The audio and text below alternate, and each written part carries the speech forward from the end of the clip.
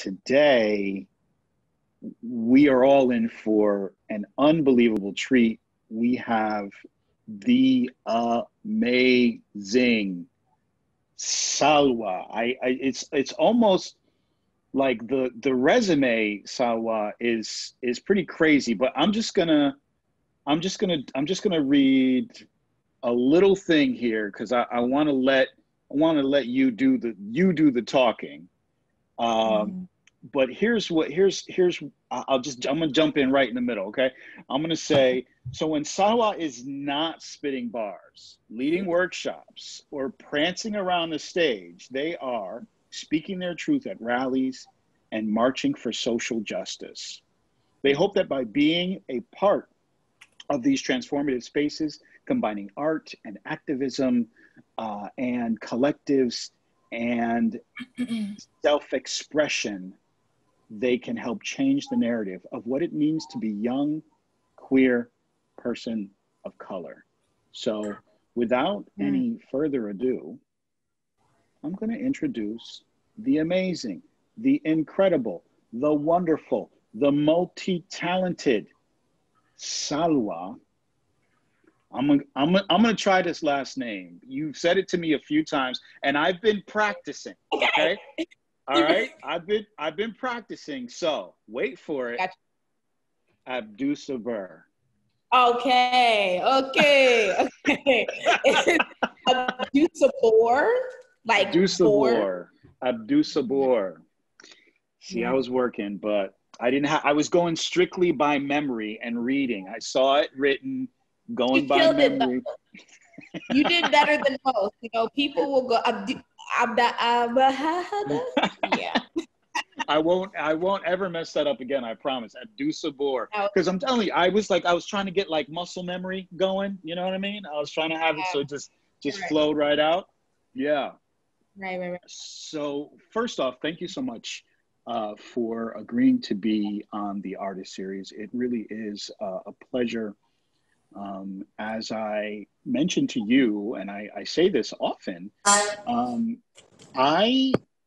this is the first conversation, really, like we've ever really had.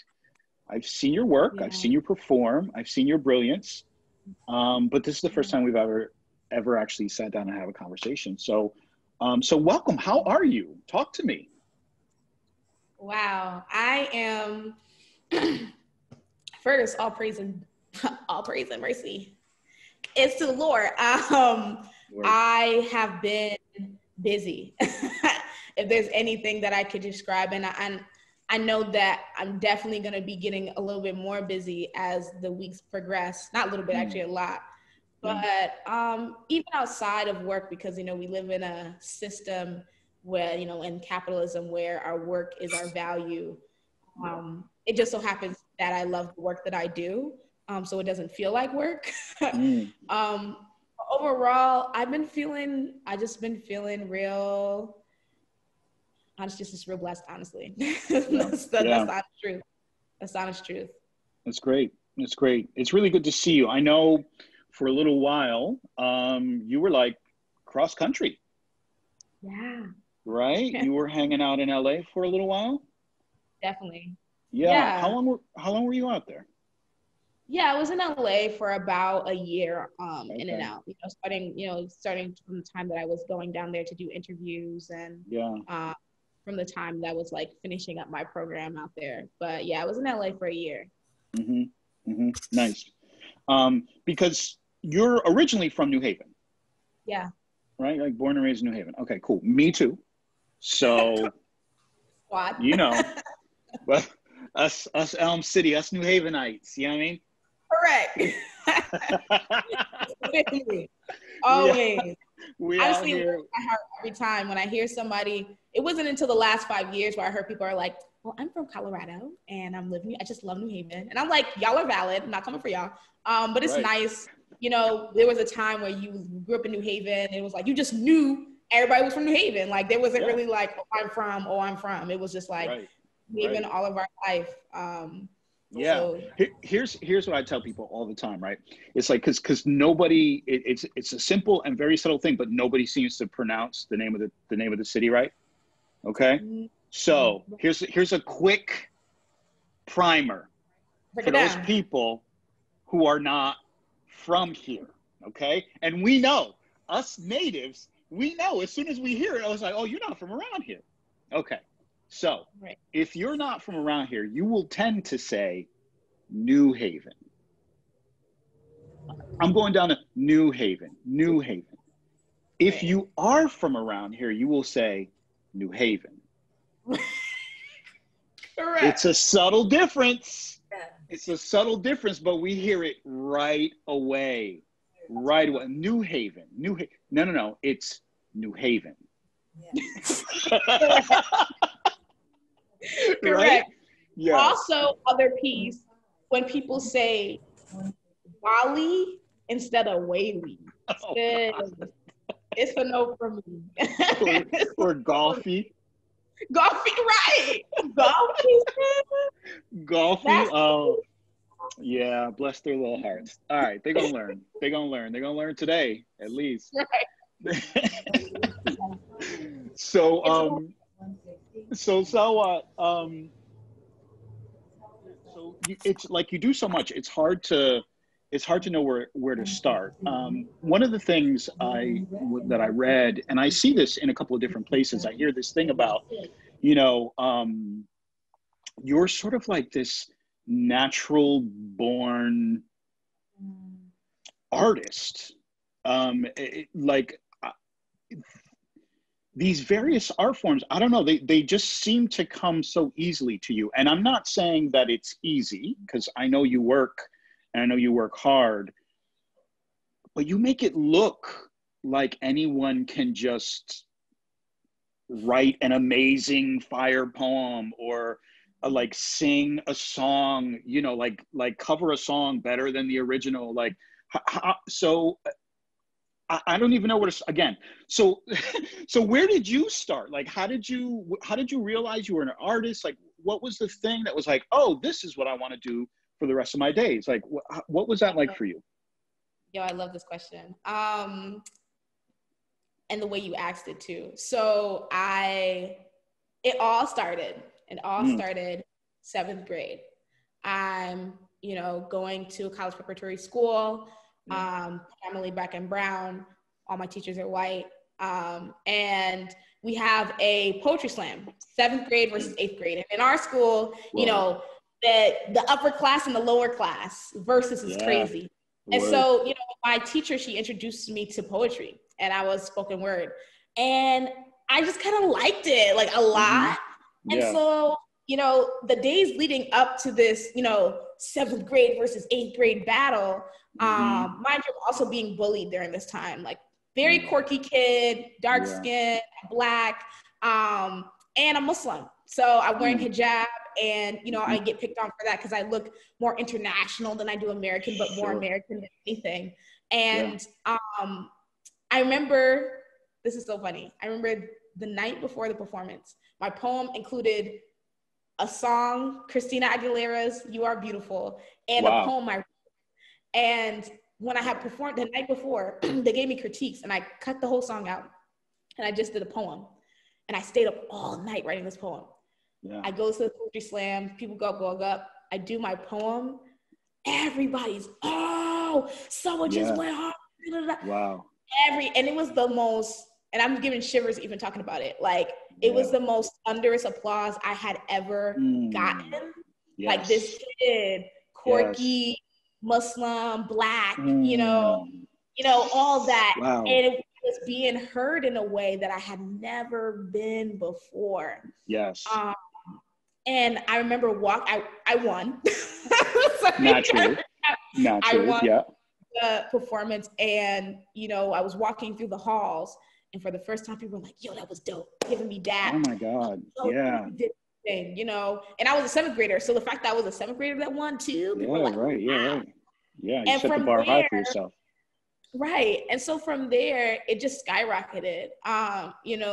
I kept writing. Also during that time, I was going through a lot of, mental health, depression, anxiety was born out of a lot of my experiences in the college preparatory school, a lot of things I had gone through.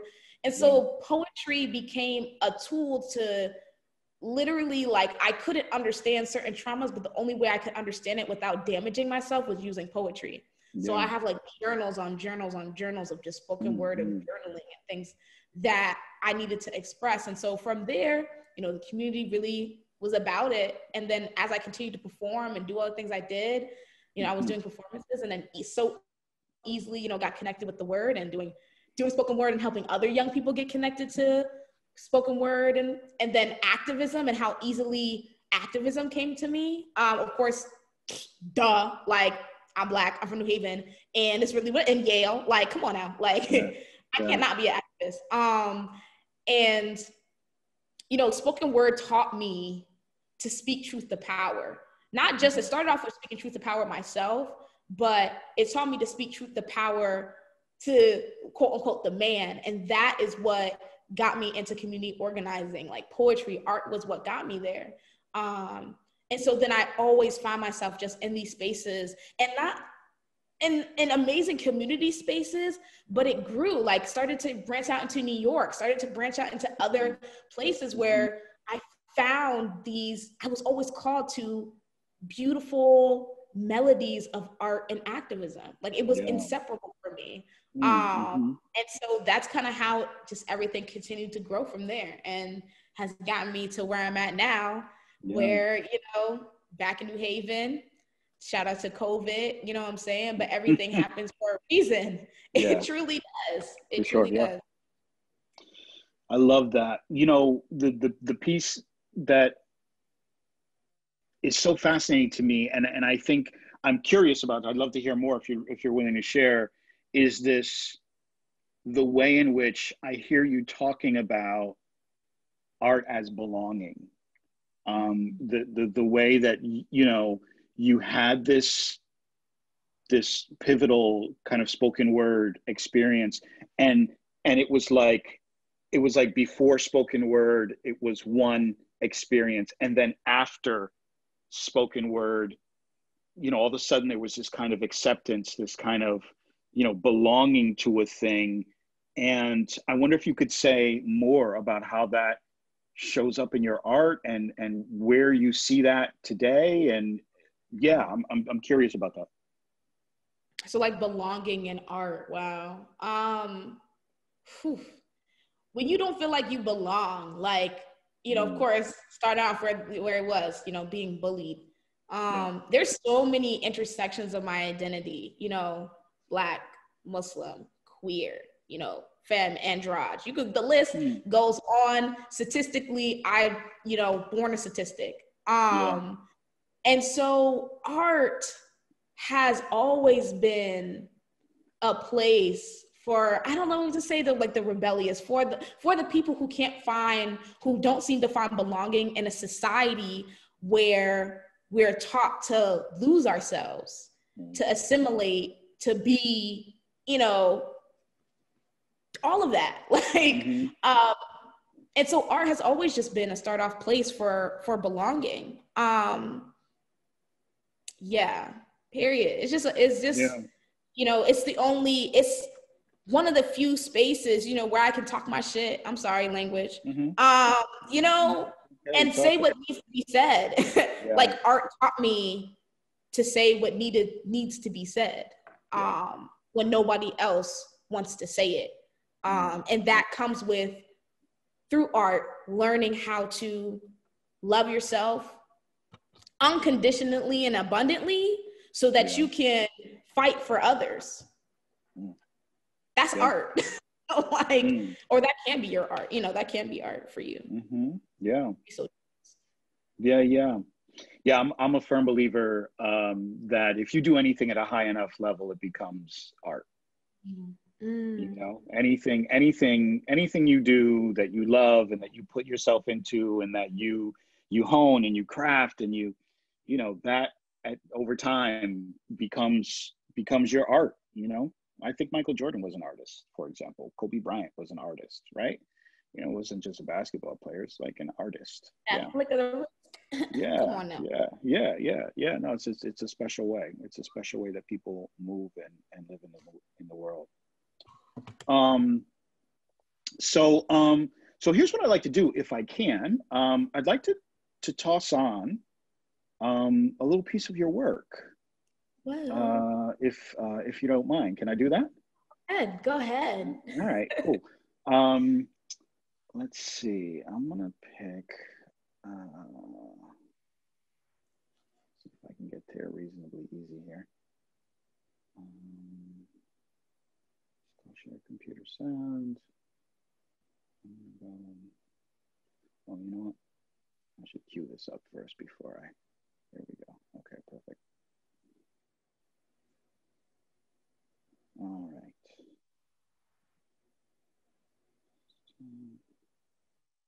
Boom, boom. Okay.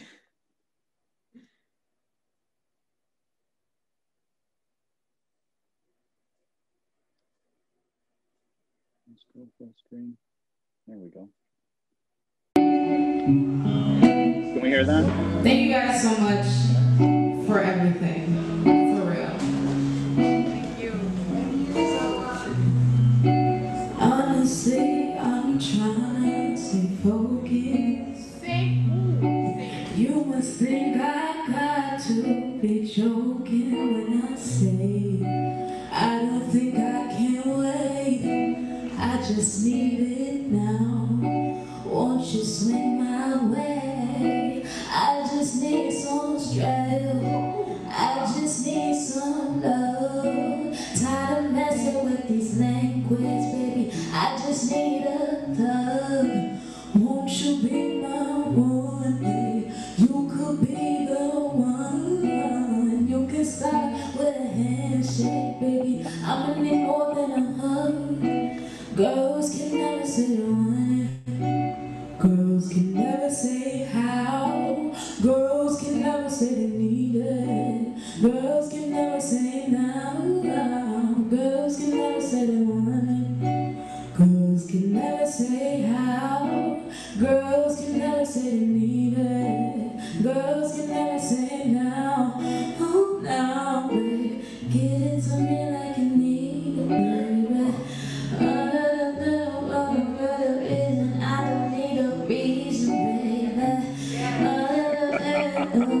I could give it to you right, baby.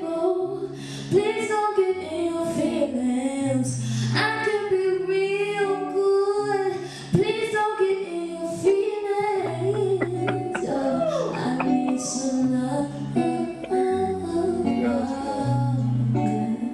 I need some love.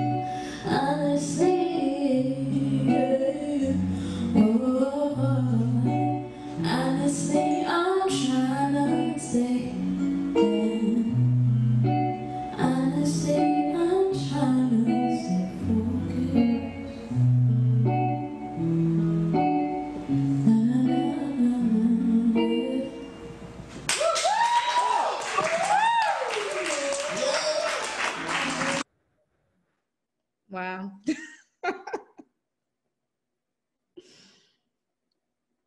You know what's super cool is watching you watch yourself and be delighted. I love that. I absolutely love that. It's such a for me, I'll just say personally, it's such a different approach because like I hate watching myself. But you look so delighted. So tell me what's happening there as you're seeing yourself perform. Like, what's going on? For me, dang. So that was the first time I actually watched that video all the way, like that whole performance through. Okay. Like oftentimes I actually cut it off at a certain point when I send it to people. So to sit through, and I don't know what it is about that, but to sit through the whole thing and allow myself to appreciate myself, which I don't often, because I'm the same way. Like, I don't like hearing myself, but I don't know what it is about the moment, but I was able to really hear, like, dang, my vocals was on point. Like, dang, I really hit that run. Like, you know, sometimes I was like, ooh, because when I listen to other singers, and they hit a note, like, I can't help but like, ooh, like my whole body just like, so the fact that I did that with myself in this moment, you know, I don't give myself enough love. And it holds me back from sometimes pursuing opportunities that I need to. So thank you for that. Oh, come on, man. Because that was a well. Yeah, no, that's beautiful and so powerful. Yeah, this self-love and being able to appreciate yourself, appreciate your art, man, is so critical. I think, you know, as artists, there's this kind of, it's not kind of, it's a deep vulnerability.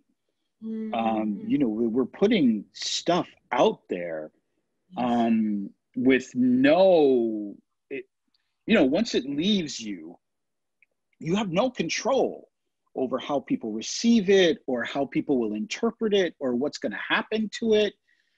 And I don't know, I find that scary just in my own self. I find myself being a little like, ooh, I don't know. I like this, but I don't know. How do you navigate that? First off, can you relate to that? And if you can, how do you navigate? So I, you know, have been in a tug of war with like releasing stuff. Because I want it to be the best that it can be.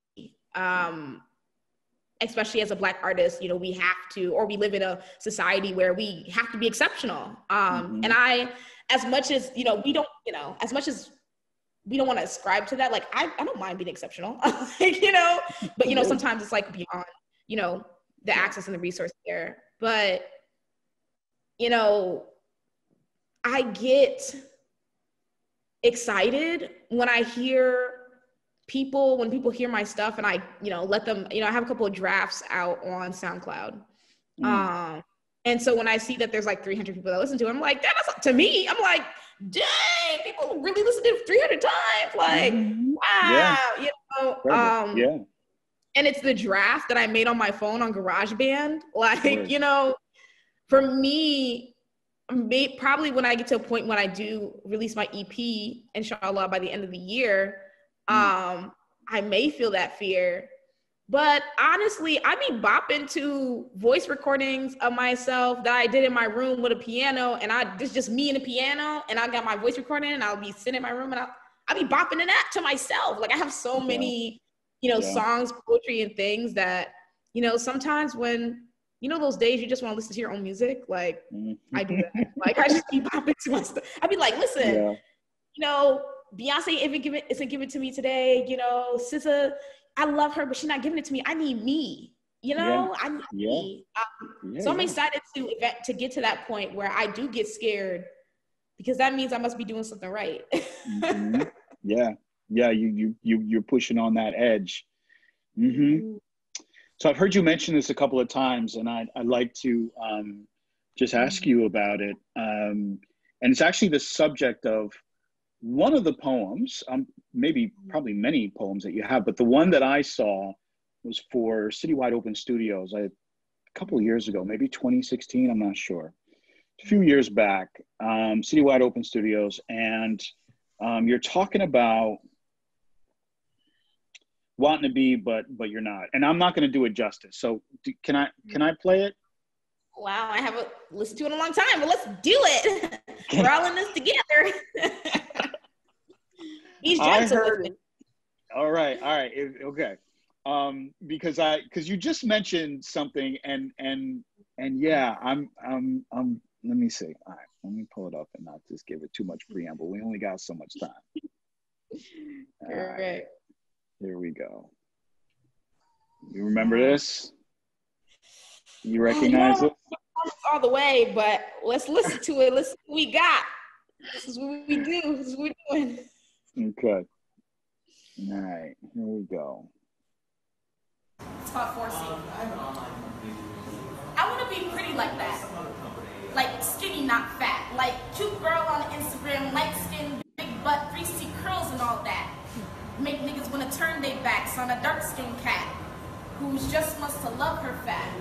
Hold the mirror to my face, I swear it might crack. I'm not like those other girls. I can't hide my insecurities under pretty face and natural curls. Thin body and popping curls. I've always been a big girl, like big in all the right, wrong places. Not trendy enough to brace upon front pages. Like, I'm not beautiful until someone says. I'm not like those other girls, cool enough to fit in or fit anywhere but a bed where I sleep with myself paid away. I want to be like those other girls. They fit in. They always win. Their stomach on flat, flat. Their wallet never thin. The exotic looks. Their beauty is beyond what dark-skinned girls can provide. They're too ghetto, dirty, don't have enough white to have their own men catch their motherfucking eyes. You whitewash my hair. Put me below sea level so I can't breathe. Drowning in your grass, waiting for me to comb my kinky hair. Less swirl, more curl, more beautiful chaos. My chaos is in a graceful ballerina spin. Chaos prompts to boys banging on school table type beats. Hair not thin enough, tamed enough to slip back without ancestors waving back, not mixed enough to have good hair. If the DNA of this body has danced across African East Coast, mixing with culture, I want to be pretty like that. Like skinny, not fat. Like cute girl on Instagram, light skin and all that. Make niggas want to turn their back on a dark-skinned cat who just wants to love her fat. Hold the mirror to my face, I swear it might crack.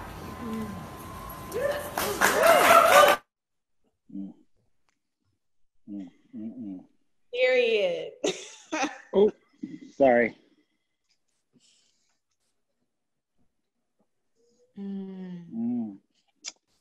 I just want to be pretty like that. There's so much of our identities are tied up in these things that we have precious little control over, and these ways in which there are these expectations on us. You know, as Black people, as you know, as femme, as masculine, as like all of these different things, that there's like these sort of sets of rules, right? And I imagine, you know, so this was the thing that you mentioned a couple of times, your beautiful melanated skin, your dark skin, and I wonder about how that feeds you. Dang, I'm sorry I'm humming so much because these precious things we have little precious control over. Precious control over. Precious, yeah. That next poem. But yo, how does my skin feed me, bro? Yo, so I'll tell you a little story. Recently, my dad did an ancestry, and so we all came over for Sunday dinner as we usually do, and we were talking about how our ancestry revealed that we are originally from Burkina Faso. Wow. I'm African American, so you know, my great grandparents moved from down south up to Connecticut. My great grandfather built the bridge that goes to the lighthouse, that bridge that, you know, you have to go to the other side. I forgot what okay. Yeah. No, so he was, you know, he built bridges into construction.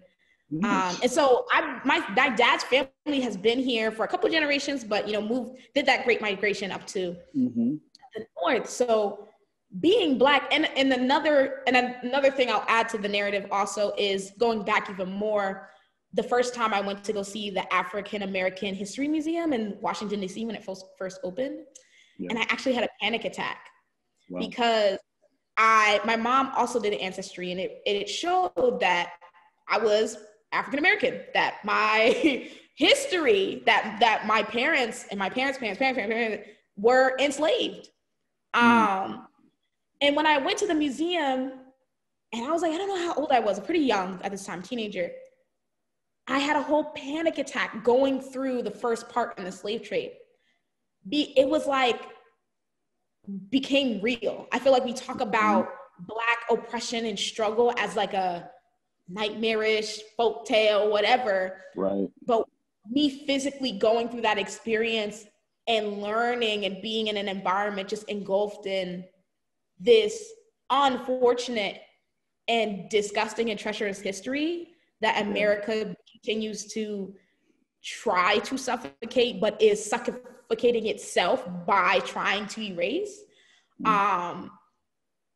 You know, being dark-skinned, and even now, which is interesting, like with Instagram, like now questioning, like, am I dark-skinned enough? Now we're having those conversations, like, you're not really dark-skinned, like you're milk chocolate. And it's like, okay, but when I was growing up, right. you know, so right. So my Black identity, you know, I made a choice at a point where I learned so much about, and I'm still learning so much about slavery, and that history. And there's so much there, so much untold. That also there's this other piece now of like, you're from Burkina Faso. Like, this is where your people is from. This is your people. Yeah. Right. This is your people. Like that, I feel like as a Black person, we're always trying to get back to our roots. We're always trying to get back there. I truly believe our bodies, and this is not on some like energetic, whatever, like I know people like, oh, you know, manifestation, all that. Like our bodies are literally a culmination of every one of our ancestors. Yeah. Like our physical body. And I believe that. And my soul is unique, my soul is mine, but my body is my grandmother, is my great-grandmother, and my great-great-great-great-great. So if you think of it that way, and we already proven that like cells hold trauma, generational trauma, we've proven this. Yeah. Then I need to get back home. Like I need my ancestors, my body needs that resolution. And so that is what my Blackness means to me, so much more. Yeah. But like, right now, you know, and even it shows up a lot in my poetry of like, you know, dark skin like pearls, you know, you know, Beyonce, we got my skin, my logo. Like I am incredibly proud, honored even to be in this Black body. I'm incredibly honored. And I think that if I can show up in that way so other folks can show up and know and remind themselves that that's how we need to be showing up. That Black Lives Matter isn't, you know, that Black Lives Matter is a celebration of, Black people are excellent, amazing, phenomenal, cultural bearers, you know, the foundation, all of these things. So why is all this stuff happening? That Black Lives Matter is a celebration of identity, celebration of, I got this person's back. Like, so we need to start thinking of it that way rather than, well, what about me? Like, we need to be starting thinking about it that way. So yeah, I'm sorry if I went on. No, it's okay. No, of course not. I'm thinking about healing. Like you had me thinking, you know, sort of like breaking these kind of generational curses, if you will, and these traumas, healing from generational trauma. And so I wonder how much of your work connects you to that healing. Do you find it healing for yourself? Do you view it more as healing for others? I know, like in a very literal sense, like your work was literally healing people. You were working in a hospital, right? A children's hospital. And you had a residency there. Yeah, I did. Wow. Yeah. Wow. Well, I did my research. I wasn't just... You did. I really love this. You really did. Somebody sign this man. Yeah, no, I definitely. So I did a residency through the word at Yale Children's Hospital. And honestly and truly, it was the most fulfilling work I had ever done in my life. more, if not more fulfilling than performing, or if not the same exact adrenaline and feeling. Yeah. I got the opportunity to work at the Children's Hospital and, you know, go into youth patients' room who were in the most unfortunate state. You know, when anybody goes to the hospital, this is not their best day. You know what I'm saying? No. And some of those young people, you know, terminally in there or chronically in there. And so I would go in there, introduce myself, you know, charm with my personality, be like, hey, what's up? You know, and convince them and hopefully encourage them to, you know, make some poetry, to make either poetry, a song, or rap. I made raps, I made songs. I made just like, you know, somebody, you know, writing about a journal, you know, entry, and then just playing music in the background. Like, and they get so excited. And so that experience I'm taking to everything I do. Because it really showed the physical, emotional, and visual healing of what art can do. And, you know, being able to play on GarageBand. And I remember this one girl, I'll tell you a short story. This one girl went in there, she's cool. She, you know, we were talking and I kind of got in a conversation with her, you know, which is how we try to get them to a place. Because if you ask a yes or no question, like, do you want to make art? No, you know, they're gonna choose no, you know. So you gotta like get in there with like, okay, so are you interested? And so she said that she was into trap music, that she loved trap music, you know, baby, you know, all that stuff. And she's like, I never, you know, I'm into this, and she's really great taste in music. And I was like, you wanna make a rap? And she was like, I've never made one before, but like, whatever. And I was like, you know what, let's write some poetry. And so I got her into eventually making her first rap. And she got so excited about it. And I had the microphone that I was like, you know, you want to go into the other room and like, you know, where it's silent so we can like record on the mic and everything. And so she asked him, can I leave? You know, we had to have our mask on and everything. That's when we, you know, sometimes when I go see patients, I had to put on all like the gear just to keep them safe. And so we went in that room on that mic. She killed it. Yeah, I was like, yeah. And she started off with like, And she started off with like, oh, I never thought about making a rap. And then she did. And so many stories like that. I carry that everywhere I go. And honestly, always, you know, trying to get back to that healing that's so direct. So shout out for Arts to Hearts for Healing.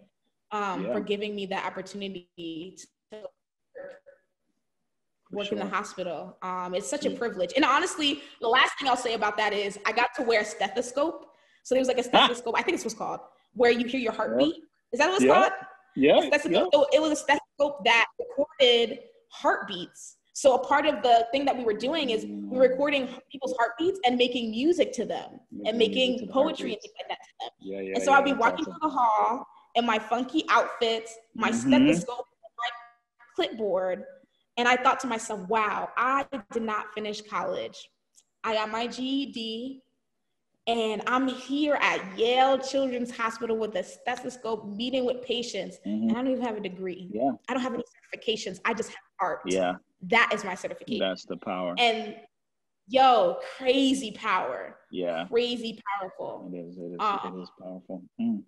Yeah. Oh, that's beautiful. Thank you for sharing that. All right, so we're pushing up on time, and I wanna be able to open it. Are you interested in taking questions from folks? Are you okay with that? Yes, okay, all right. Before we do that, so I'll just say, folks out here, if y'all have questions or start thinking of what you might want to ask, but I have just two more quick questions. The first one, very simple and straightforward. What are you listening to right now? What's got you excited right now? Or watching or listening or like, what's happening for you in arts? What are you experiencing? Toby, I don't know how to say his last name. Toby, he goes, his song is, I pray you catch a wave that doesn't subside. This for the nappy heads in heaven. With the nappy head cries by the side. That's not like, he does a lot of like What's the songs name like of the that, song? or Do you know? when he did the song, Make It Home. It's a phenomenal song, and I was listening to it this morning, and I really adore Toby, and I love his music and I love his art because it's rap.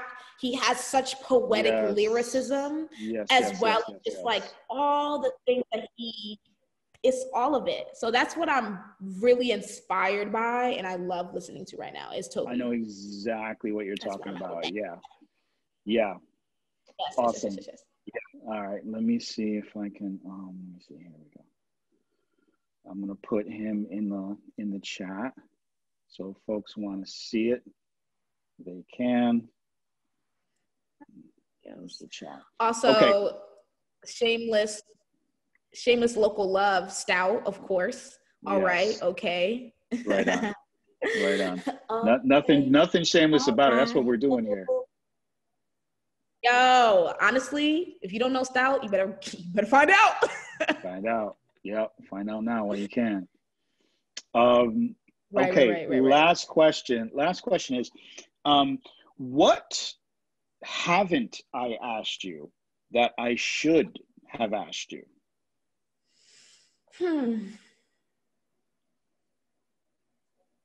I don't know. I don't know. We talked about art. We talked about spoken word.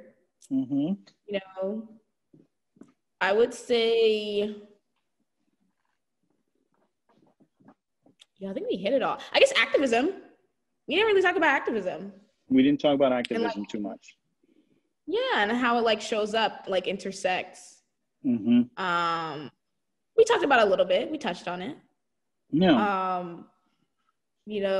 What would you like to share about it? Where are you at right now with it? Also, there's some other stuff what I'm getting into in terms of that intersects art and activism. Freshen Up Friday.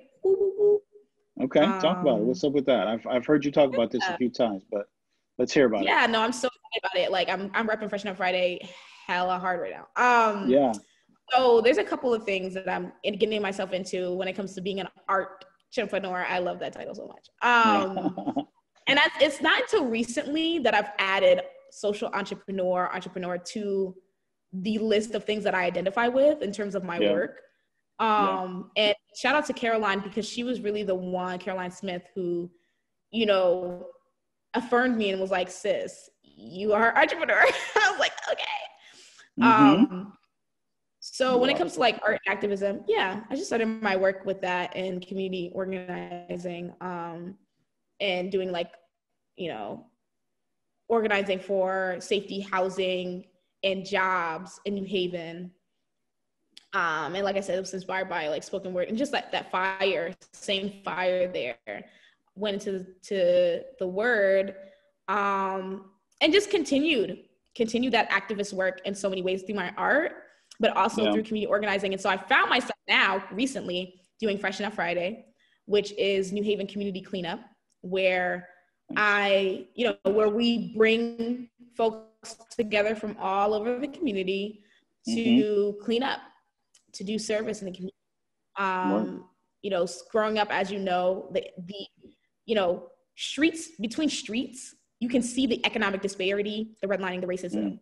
And that often we live in so many silos, going to LA and seeing how, I don't know if intersectional is the word, but so mixed, I guess you could say, everybody's so blended. That's actually the better word, blended.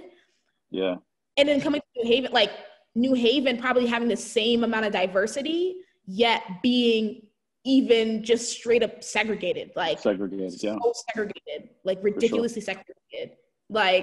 And so seeing that in my own neighborhood, living in Beaver Hills, I was like, bro, we need to break this down. And I felt doing it through service, you can't really be try to be, I don't know, elite with picking up trash.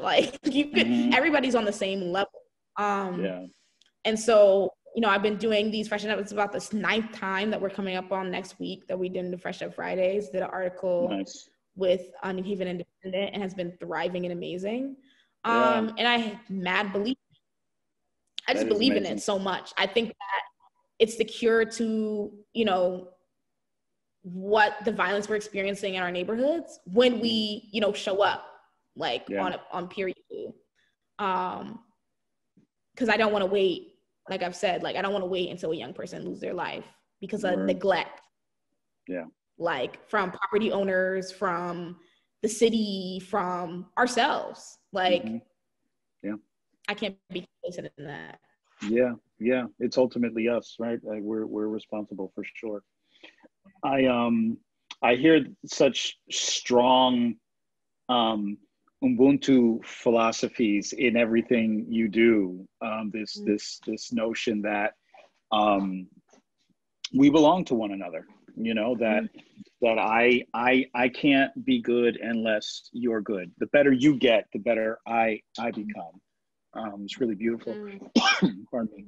So thank you for what you're doing in the world. Thank you for your art. Thank you for your energy, which is totally infectious and lights up a room. So I appreciate you deeply.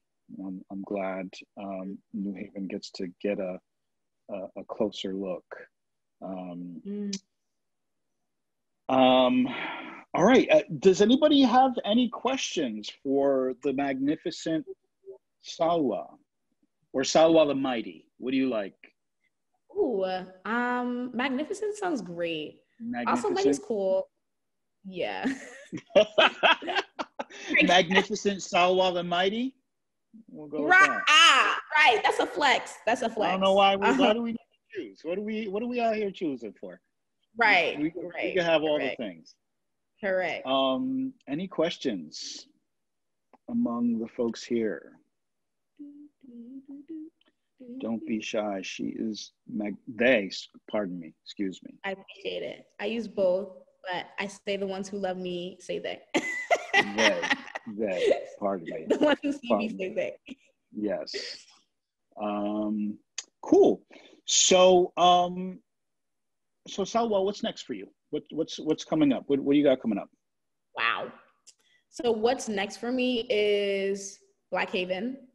So we are working on the premiere now. So that is what I was working on earlier today, previous to this amazing interview.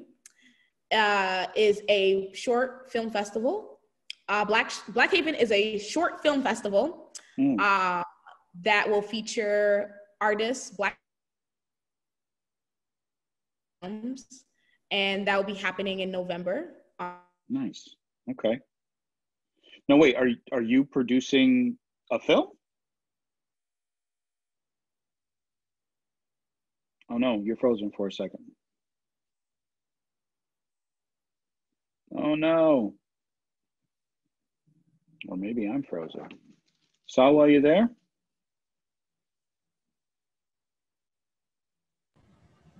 She's frozen. Oh no. Also, I put a request in to repeat the quote about beautiful and something in the chat. I'm sorry, quote about what? You said something about the kinder, the more beautiful you become. It's a proverb or something. Oh, I was just describing the Ubuntu philosophy. Ubuntu is UNBUNTU, and it is this notion that we belong to one another, and I can't, like, the better you become, the better I am. So it's just a kind of a African philosophical principle of community. So. Thank you. I love that. Thank you. Yeah, you're welcome. There you are. Wow, I think my internet just stopped. Okay, it's okay. I think my internet just like stopped. No wow, worries. Shout out to the internet. And yeah, Freshen Up. And to be premiering on CPTV, 8-wide TV premiere. You might hear my trailer on the radio, so I've heard. So check that out. You can find it online, CPTV, NPR, PBS. What's the I'm really name of the excited program to like, again?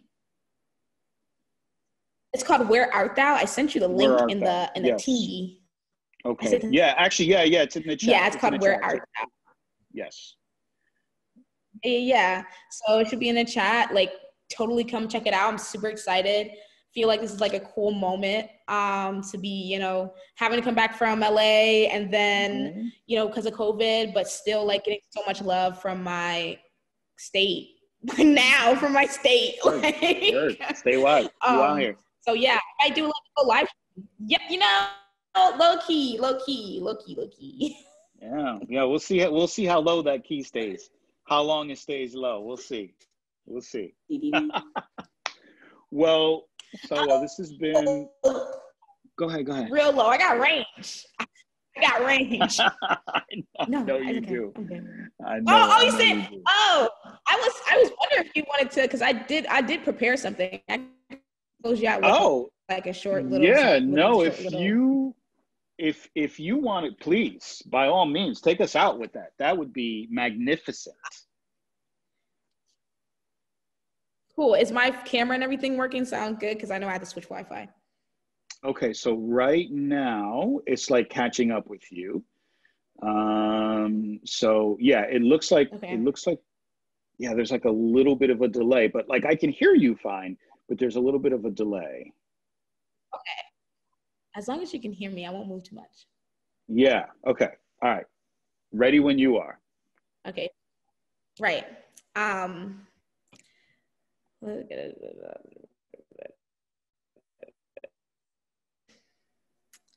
How to start?